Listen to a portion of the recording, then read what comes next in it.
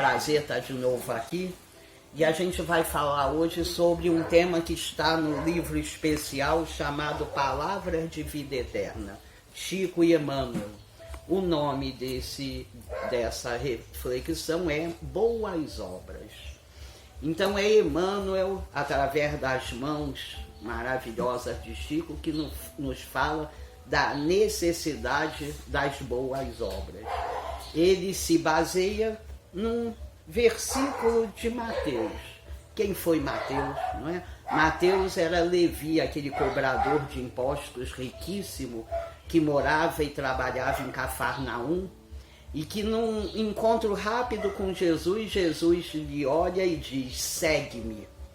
E absolutamente tocado por essa luz, ele realmente segue a Jesus naquele momento, largando tudo o que antes valorizava e fazendo a sua estrada de luz. Não é à toa que é nesse Evangelho de Mateus que nós vamos ouvir as falas de Jesus mais interessantes com relação à riqueza. Quando, por exemplo, Jesus diz: não se pode servir a Deus e ao dinheiro. Não ajunteis tesouros na terra que serão comidos por caruns. E coisas desse tipo. É esse Evangelho de Mateus que é trazido para nós. E nós vamos ver lá que no 5º capítulo desse Evangelho, Mateus nos traz o Sermão do Monte, Mateus nos traz as bem-aventuranças e nos lembra do dizer de Jesus, nos lembrando que somos nós o sal da terra, que nós precisamos brilhar. Para isso estamos aqui, apenas para isso viemos tantas vezes à terra, estamos mais uma vez. Fazer a nossa luz espiritual brilhar, né? Nós vamos começando a pensar sobre isso e Jesus, Emmanuel, todos esses nossos mentores nos lembram que a nossa luz espiritual brilha através das boas obras. Apenas as boas obras vão trazer o brilho que nós precisamos alimentar. Nesse texto, Emmanuel diz que não está falando apenas de obras exteriores. Está ressaltando a necessidade de obras exteriores e interiores. Quando eu faço caridade material, estou fazendo a obra exterior. Tão importante quanto a obra interior da caridade moral, da renovação de pensamentos e sentimentos, do adocicamento que precisa ser buscado dos nossos corações. Então nós somos lembrados disso e eu, quando li, lembrei imediatamente de um livro muito especial, pequenininho, de um conhecimento imenso que se chama Voltei.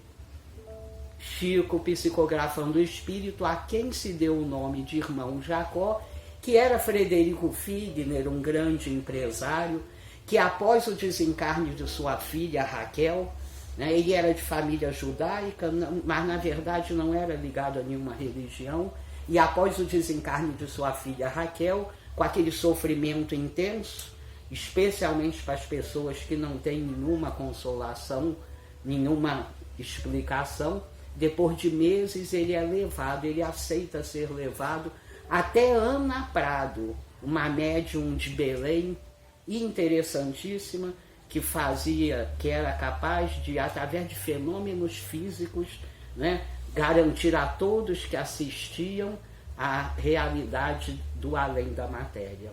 A partir desse momento ele se torna espírita e começa a fazer a prática da caridade material por 40 anos seguidos. Se aproximando do seu desencarne, ele quase que naturalmente imagina que entraria no reino dos céus de uma forma muito boa.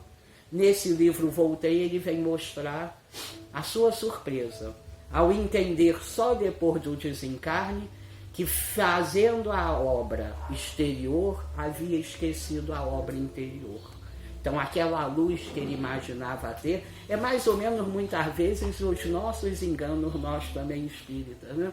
De que apenas a obra exterior vai nos garantir um holofote, Normalmente temos uma chaminha de um palito de fósforo, porque a obra maior, mais difícil, é sempre a obra interior. Essa mudança de perspectiva sobre a vida, sobre os fatos e sobre as pessoas, todas elas que convivem hoje na Terra conosco. Então nós vamos sendo alertados sobre isso, e Emmanuel diz algo mais interessante talvez para nós que falamos sobre espiritismo, seja nas casas, seja conversando entre nós, que essa mudança não tem a ver com palavras bonitas ou votos brilhantes. Essa mudança é uma mudança íntima, é uma mudança bem mais profunda. Viemos aqui para mudar, eu acho que isso todos nós já entendemos, né? O dia que não precisarmos mais mudar, não precisaremos mais encarnar num mundo tão grosseiro.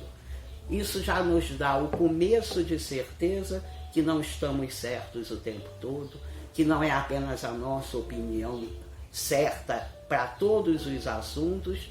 A gente começa a trabalhar um pouquinho a humildade. Oscar Wilde, um escritor irlandês interessantíssimo, já tinha uma obra grande. O Retrato de Dorian Gray, a sua obra maior, é uma beleza, né? Mexe com o nosso íntimo. E ele, em certo momento, pede licença para as pessoas e que vai fazer uma obra diferente, bem pequena, um conto, mas que ele sentia necessidade. Falar da sua tia, uma tia que ele amava muito, a tia Jane. Traz para nós essa história.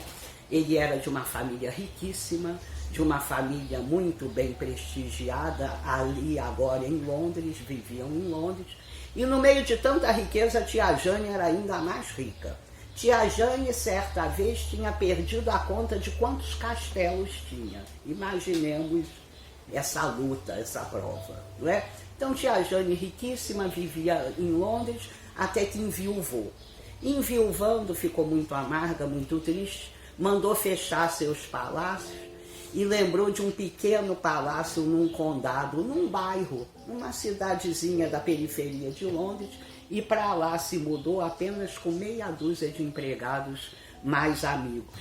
Chegou lá ao abrir o palácio fechado, anos, tudo muito feio, tudo muito caído, mas ela fez questão de não fazer absolutamente nada. Continuou naquele estado, dizendo que já não via nenhuma razão para viver num lugar que necessitava de tanta manutenção, e ali ficou ali por alguns meses. Sua renda não lhe dava nenhuma preocupação, os tempos foram passando, até que um dia tia Jane vê que aquela meia dúzia de empregados está agitadíssima. Não param de conversar, entram e saem do pequeno palácio, e ela procura saber, descobre que na colina ao lado do seu palácio estava sendo erguido uma outra obra muito mais suntuosa, que seria 3 vezes o tamanho do seu. Conforme ela vai sabendo disso, de vez em quando ela abre as frestas daquelas cortinas envelhecidas e vai acompanhando. O castelo a cada dia é mais bonito. O castelo é um castelo de contos de fadas. Tia Jane imagina que na certa era alguém da família real. Aguarda o dia da inauguração, da abertura da grande obra, fica surpresa de não ser convidada e manda um dos empregados saber quem era. Seria um primo da rainha? Seria um filho da rainha, um futuro rei? Qual não é a sua surpresa ao descobrir que não era ninguém da família real, era um jovem casal de comerciantes sem nenhuma tradição.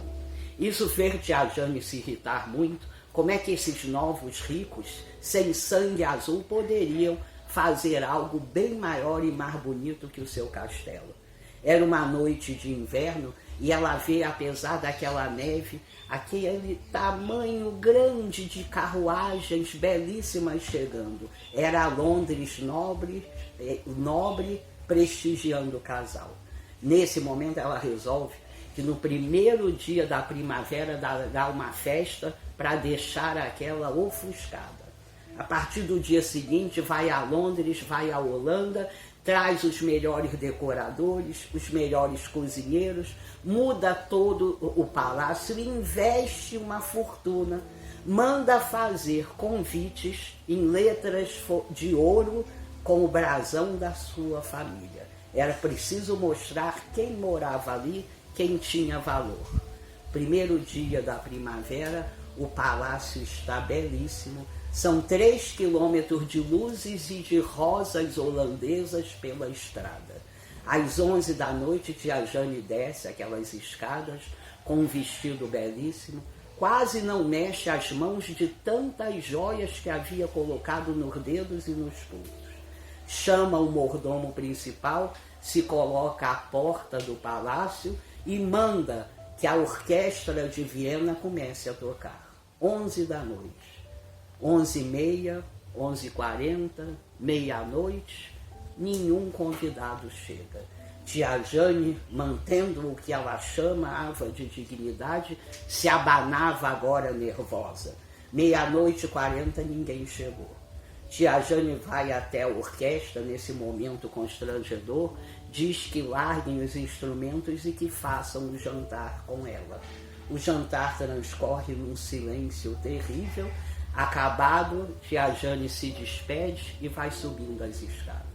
Subindo as escadas sem nenhuma reclamação, sem nenhuma queixa, conforme sobe, sente que está chegando a hora do seu desencarne.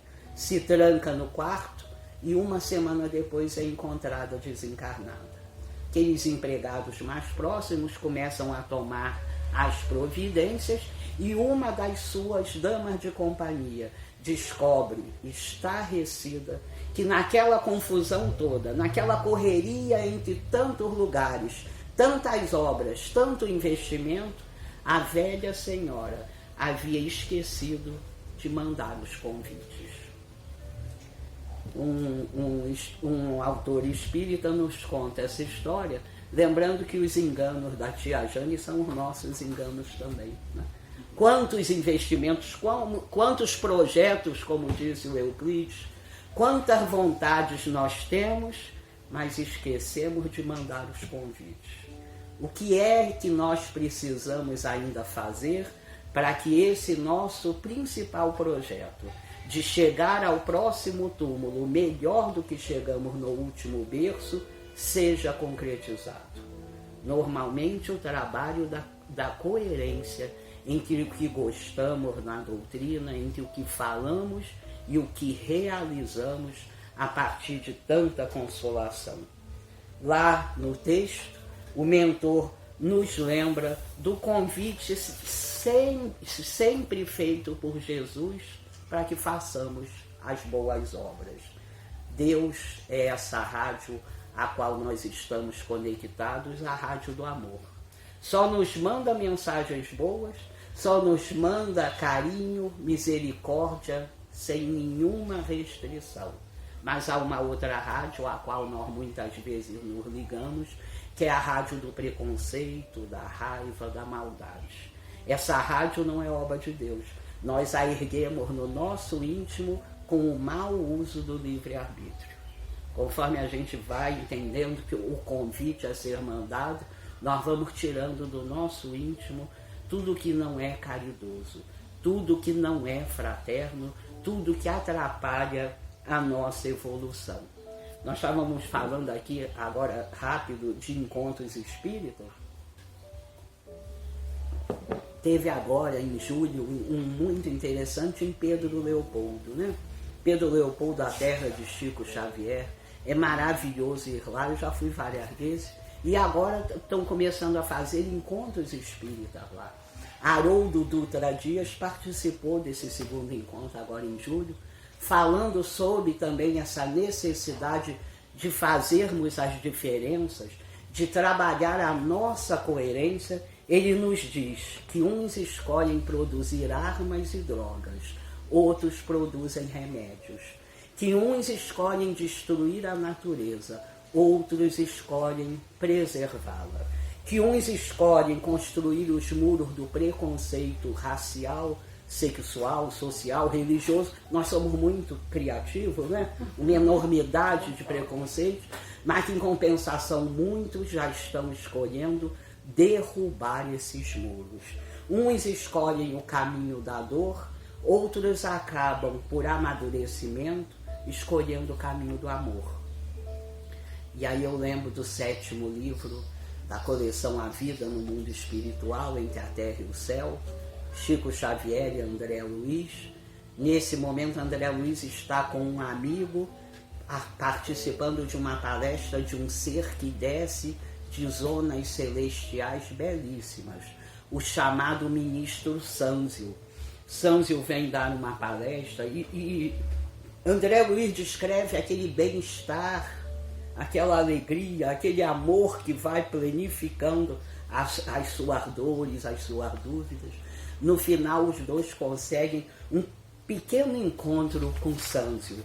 Nesse momento, André Luiz muito humildemente pergunta: o senhor me deixa fazer uma conversa? O senhor me dá algum esclarecimento que está me perturbando muito? Claro, diga. E André Luiz diz: o que é para o senhor o bem? Diante de tudo que eu tenho visto, eu precisava ter uma indicação mais sucinta. O que é o bem para o senhor? Sânzio lhe diz: o bem é o amor, é a paz, é o progresso. Diante disso, André Luiz diz: me esclareça um pouco mais. O que é então o mal? E Sânzio diz: o mal é a paz, é o amor e o progresso só para mim. E aí são essas lições imensas, frases pequenas, frases curtas, que a gente, para digerir, às vezes não, certamente precisa de muitas encarnações, né? Nós vamos melhorando, nós vamos nos aformoseando, e essas lições, por isso Palavras de Vida Eterna é o nome desse livro, né? Elas são de vida eterna porque a gente vai pela eternidade digerindo isso. O que hoje é verdade para nós, daqui a algum tempo já não será. O que ontem foi verdade para nós, graças a Deus, hoje nós já vemos como preconceito, como visões infantis. Então o Consolador prometido por Jesus nos traz toda essa capacidade agora de, primeiro racionalmente, mas depois inclusive fisicamente, começarmos a trabalhar as boas obras interiores e exteriores. Nós, quando entramos para a doutrina espírita, normalmente começamos a fazer as obras exteriores e muitas vezes nos iludimos que elas se bastam a si mesmas. Não é verdade. As obras exteriores são o começo, para que a gente, diante delas, comece a fazer também as obras interiores. É preciso nos dedicar. Quando voltarmos da próxima vez ao mundo espiritual, isso a gente já pode encarar com mais naturalidade, nós não teremos nenhum álibi. Seremos nós e a nossa consciência. O que conseguimos dessa vez? Será que diante dessa consolação imensa, nós vamos apresentar um resultado melhor? Apresentar um resultado melhor é se apresentar mais manso, mais pacífico, mais caridoso, sem julgamentos, seja em direção a quem for, que a gente consiga então fazer essas boas obras, focalizar o que realmente interessa. A cada dia que a gente acorda, que sai da cama, Deus renova os seus propósitos com cada um. A cada dia nós podemos recomeçar. Às vezes a gente não consegue andar 2 passos. Nesses dias que a gente não consegue andar 2 passos, que a gente ande alguns milímetros, né? Porque para isso viemos, para isso estamos aqui. Fazer a nossa luz brilhar tem a ver com esse novo entendimento. Nós jamais sairemos do chão deixando alguém lá. Nós jamais sairemos da escuridão dos erros do passado se não sairmos de mãos dadas uns com os outros. O que nós precisamos fazer, então, é esse trabalho de coerência interna. Não é automático, não é de um dia para o outro, nós não damos grandes saltos, mas o importante é perseverar. Procurar cada dia aproveitar menos a vida e aproveitar muito mais a encarnação. Não se iludir com tantas coisas que nos vendem como felicidade, entendendo que a felicidade jamais virá através de nada exterior a nós, de uma aparência eternamente jovem, da busca de bens materiais que vão se acumulando e aumentando a nossa ansiedade, a busca de qualquer tipo de bajulação social. Nada disso nos trará felicidade. A felicidade vem, Joana de Ângeles a define especialmente como a felicidade é apenas a consciência que já não tem conflitos. O dia que a nossa consciência não tiver mais conflitos, nós vamos sentir o que é essa felicidade que só vem através das boas obras. Então a gente começa a rever uma série de situações, a gente começa a fazer um diagnóstico bondoso, caridoso das nossas mazelas. A gente faz esse diagnóstico das nossas mazelas nunca para nos culpar, nunca para nos deprimir, mas faz esse diagnóstico para entender qual é a nossa grande tarefa. A minha grande tarefa não está fora de mim. A minha grande tarefa é essa tarefa interna que eu já comecei, que todos já começamos em encarnações anteriores, de forma inconsciente. Conforme vamos caminhando, isso vem vindo para a consciência, essa necessidade da nossa melhora íntima.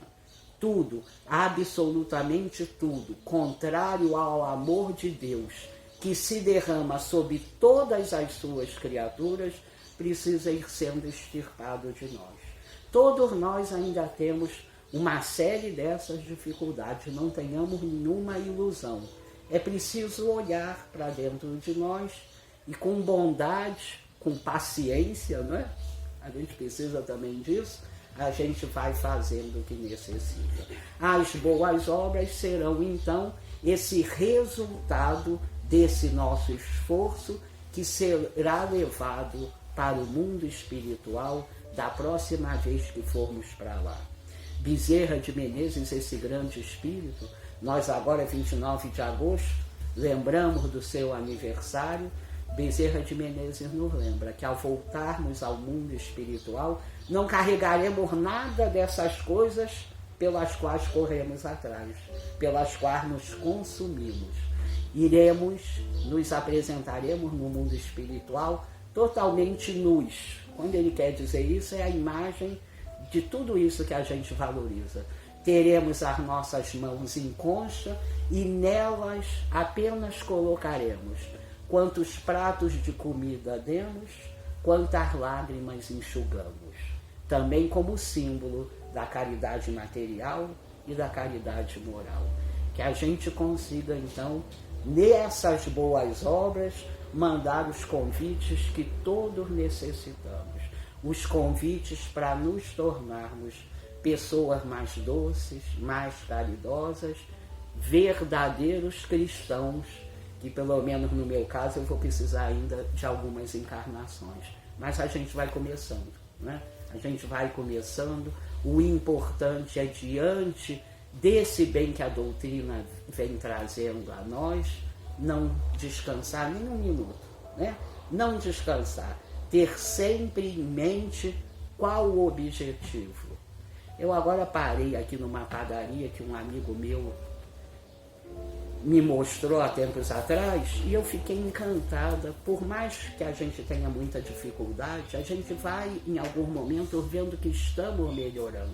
Então, há lá na padaria um lugar para fazer um café da manhã, e estava cheio o café da manhã e chegou um casal com uma criança com síndrome de Down, daquele nível bem profundo, e a criança muito agitada, a criança fazendo aquela algazarra, E eu fiquei observando as pessoas, que beleza. Como nós vamos, aos poucos, nos tornando pessoas melhores. Fiquei emocionada, eu não vi uma pessoa com aqueles comportamentos que a gente pode supor, pelo contrário. Eu vi acolhimento, eu vi simpatia de todas as mesas, ao ponto de no final um senhor se levantar, comprar um bolinho pequenininho, todo enfeitado e vir dar para essa criança. Nessas horas a gente sente uma alegria íntima. Com todas as nossas dificuldades, todos dirigidos pela lei do progresso, nós vamos melhorando. Talvez agora a gente consiga fazer isso de uma forma consciente para melhorar um pouco mais rápido. As boas obras precisam ser buscadas. Somos nós diariamente que temos essa tarefa. Obrigada.